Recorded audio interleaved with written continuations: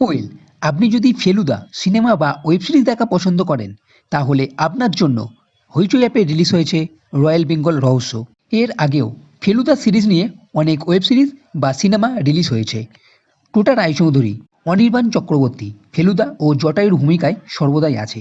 আর এই সিরিজে চিরঞ্জিত চক্রবর্তীও যোগ দিয়েছেন, যিনি মহিতোষ সিংহ রায়ের চরিত্রে আছেন। রয়্যাল বেঙ্গল রহস্য নিয়ে আগেও অনেক সিনেমা হয়েছে, তাই গল্প নতুন করে আর বলার দরকার নেই। তিনজন মহিতোষ সিংহ রায়ের বাড়িতে যায়, এক ধাঁধা দেওয়া হয়, রহস্য উদ্ধার করতে হবে। যেখানে তড়িৎবাবু খুন হয়, জঙ্গলের মধ্যে আছে ম্যানিটার বাঘ, তাই আলাদা করে আর বলার নেই। তবে এখন দেখার বিষয় হলো এই নতুন সিরিজ কতটা মনোপুত হলো, আগের থেকে ছাপিয়ে গেল কিনা। সেই দিক থেকে বলবো এর আগের ফেলুদা সিরিজ যেমন ছিল ঠিক সেই রকমই। আপনার টোটা রায়চৌধুরীকে ফেলুদা হিসাবে ভালো লাগুক বা নাই লাগুক, ফেলুদার নতুন সিনেমা তাই দেখতে তো হবেই। এই সিরিজে দু তিনটে জিনিস আছে যেটা আমার বেশ ভালো লেগেছে।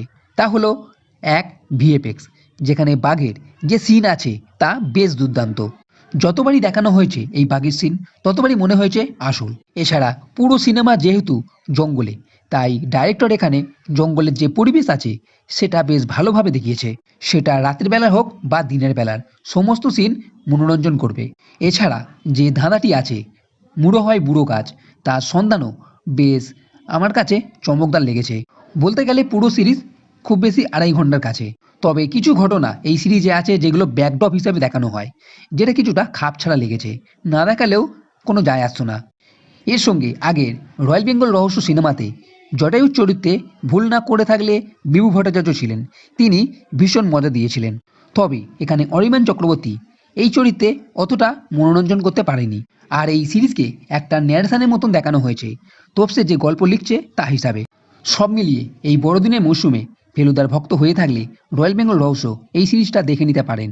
তবে খুব বেশি আশা করবেন না, সাধারণ ফেলুদা সিরিজ হিসাবে দেখুন, তাহলে ভালো লাগবে। তো বন্ধুরা, এই ভিডিও যদি ভালো লেগে থাকে তাহলে লাইক করো, কমেন্ট করো, শেয়ার করো, আর এই চ্যানেলটি সাবস্ক্রাইব করতে কখনোই ভুলবে না। এই ভিডিও দেখার জন্য ধন্যবাদ।